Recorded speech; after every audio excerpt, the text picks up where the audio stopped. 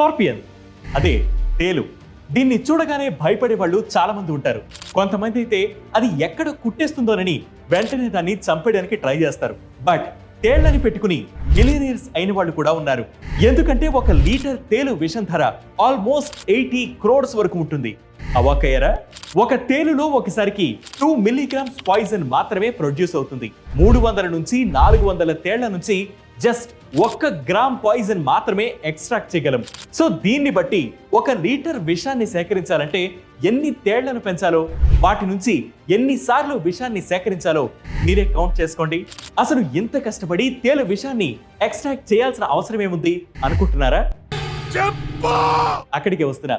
ఈ విషాన్ని గడ్డకట్టేలా చేసి ఒక పౌడర్లా మార్చి యాంటీబయోటిక్స్, పెయిన్ కిల్లర్స్, కాస్మెటిక్స్ వంటివి తయారు చేయడంలో